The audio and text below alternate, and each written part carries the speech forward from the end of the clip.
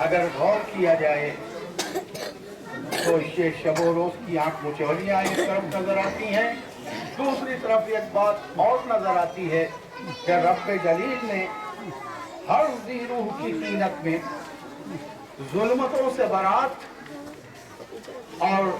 नूर से मोहब्बत का एक लतीफ जज्बा वदीयत फरमा दिया है। इसीलिए शब तारीख की दस्तक पर परिंदों का अपनी परवाज का रुख मोड़ देना, फूलों का सहम कर अपनी खोपलों को समेट लेना इस बात की दलील है कि फितरत ज़ी रूह में अंधेरों से नापसंदीदगी और नूर से मोहब्बत पाई जाती है। यही नहीं बल्कि अगर आप गौर फरमाएं तो इधर शबे तारीख आई, इधर शबे तारीख के फुसूल के हुलूल को तोड़ने के लिए नन्हे बुढ़े सितारों के झुरमुटों को आसमान की वसुतों पर फैलाकर निज़ाम कुदरत भी ऐलान कर रहा है कि हम नूर पर जुल्मतों की सख्त बर्दाश्त नहीं करते। अज़ीज़ान मोहतरम, याद रखिए कि एक काली रात, एक अंधेरी रात, एक तन्हा रात हौसलों को, जुर्रतों को किस हद तक मुंबहिल कर देती है, इसका अंदाजा यूं लगाइए कि वो जो शबे रोशन में सही की मंजिलों में तरक्कियों के संगे मील दौड़ता चला जा रहा था, शब के पड़ाव पर सहम कर ठहर कर खुद एक साकित पत्थर हो जाता है। गौर करने की बात है कि जब इन तरह की सूरतें होती हैं तो गोया फितरत डिमांड करती है कि कहीं से कोई नूर उठे, कहीं से कोई रोशनी का सैलाब आए, और इसीलिए शायर की तबीयत बेकरार होकर कहती है, इलाही क्या ये शबे गम है उम्र भर के लिए, तो मैं कब से जाग रहा हूँ बस एक सहर के लिए। अभी तक जो गुफ्तगू मैंने आपसे की वो शब और रोज के हवाले से कर रहा था। अब मैं आपसे ये नहीं कहूंगा कि अपने कैनवस को अगर वसी किया जाए तो ये बात भी सामने जाहिर हो जाएगी कि जुल्मतों का सैलाब किसी रात के हुदूद में मुक़य्यद नहीं होता, बल्कि वो आफताब की मौजूदगी में भी कभी कभी उसके शदीद तरीन पोल्यूशन को महसूस किया जा सकता है। सन 160 हिजरी इंसानी तारीख का ऐसा ही बदतरीन दौर था जब जुल्मतों के शहाब दर शहाब उमदे चले आ रहे थे। चार जानिब अंधेरों के काफिले रवा दवा गरीबों, मिस्कीनों, मोहताजों की दिल खराज जमीनों पर कसर शाही तामीर किए जा रहे थे। शऊर मक्कारी, तहतो शऊर अय्यारी और लाशऊर रियाकारी का मिस्ताक बन चुका था। वक्त वो था कि जब दीन हक की बका की आवाजें किसी रक्कासा के थिरकते हुए पैरों की बाजें की झंकार में गुम हो रही थी। यजीद तख्ते सल्तनत पर था, हुसैन से बैअत का मुतालिबा कर रहा था, और ये वो वक्त था कि जब दीन हक, रसूल का लाया हुआ दीन, रसूल का तकमील शुदा दीन ज़बाने बेजुबानी से चीख रहा था, कोई है? अरे क्या कोई है? क्या कोई नहीं है जो मेरे रसूल के इस पहुंचाए हुए दीन की हिफाजत कर सके? आवाज दे रहा था रसूल का दीन, भागते कहां हो, भाग कर जाओगे भी कहां? जुल्मतों ने चार जानिब से तुम्हें असीर कर रखा है। रुको, ठहरो, टेको, जुल्मतों का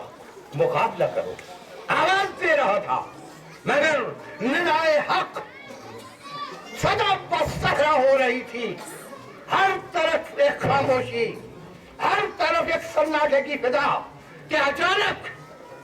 ظلمتوں کے طلسم کے سینے کو چیرتی ہوئی ایک برق کوندی، ایک نور کا لپکا، ایک آواز آئی، اے میرے نانا کے دین گھبرانا نہیں، اے میرے نانا کے دین پریشان نہ ہونا، لو میں نے اس ظلمتوں کو ختم کرنے کے لیے 72 چراغ روشن کر دیے، اے میرے نانا کے دین گھبرانا نہیں، میں ہوں نا، میں ظلمتوں کے طلسم کو توڑوں گا، میں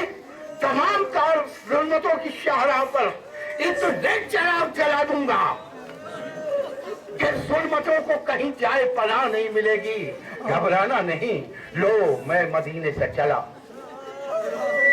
تھوڑا سا توقف، تھوڑا سا انتظار، ابھی میں سفر میں ہوں، لو میں کربلا پہنچ گیا، لو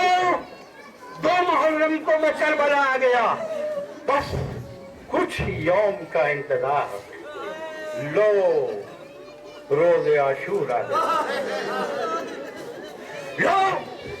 میں نے نصب کیا اپنے مہمان ہو کی شجاعتوں کو جلا، لو میں نے جلا دیے حبیبوں زہیروں مسلموں اب اس کی دوستی کے چراغ، ابھی بھی اندھیرا ہے، ابھی بھی گھبراہٹ ہے، ابھی بھی بے چینی ہے، ابھی بھی پریشانی ہے، لوگ میں نے جلایا اور محمد و قاسم کی محبتوں کا چراغ، ابھی بھی کم ہے، ابھی روشنی درکار ہے، لوگ میں نے جلایا ساحل فرات پر عباس کی وفاداری کا چراغ، ابھی بھی روشنی کم ہے، لوگ میں جلاتا ہوں اکبر کے شباب کا چراغ، اور لو آپ پڑھ کے جلا دیا علی اصغر کے تبسم کا چراغ، مگر ابھی میرا دامن خالی نہیں ہے، ٹھہرو، توقف کرو، گھوڑے سے اترنے دو، لو اب میں جلاتا ہوں ابدیت کے سجدے کا عظیم ترین چراغ، اور پھر اتنا چراغ چلا کے حسین اپنے مشن کو مکمل کر چکے، شام غریبہ آئی، مگر شام غریبہ کے بعد اب گویا زینب کہہ رہی تھی کہ اے میرے نانا کے دین شام غریبہ تو آ گئی، مگر اب تیری حیات ابدی میں کبھی بھی کوئی کالی رات نہیں آئے گی، شام غریبہ کے بعد شب غریبہ نہیں آئی، کیونکہ زینب کے شجاعتوں کے چراغ، ام کلثوم کی محبتوں کے چراغ، سکینہ کے نرگسی کاسے کے چراغ، ہچکیوں کے چراغ، سسکیوں کے چراغ، اور ان چراغوں کے درمیان ایک پیدا ہوتی ہوئی قوم کے چراغ، قوم کے بچوں کا چراغ، قوم کے نوجوانوں کا چراغ، قوم کی خواتین کا چراغ، ان کے آنکھ اس وقت آنکھیں نہیں ہیں، ان کی آنکھوں سے چمکتے ہوئے یہ آنسو محض آنسو نہیں ہے، یہ چراغاں کر رہے ہیں، یہ آغاز ہے اس سزا کی، یہ وہ خاص بات ہے کہ جس کی وجہ سے گویا ہر طرف چراغ کر رہے ہیں، صدیوں گزر گئے، 1400 سال کے بعد آپ یہاں منتظر ہیں اس منظر کے لیے کہ عظیم الشان حسین کا کی غربت آپ کے کاندھوں پر وہاں تک جائے گی کربلا تک، اور پھر کربلا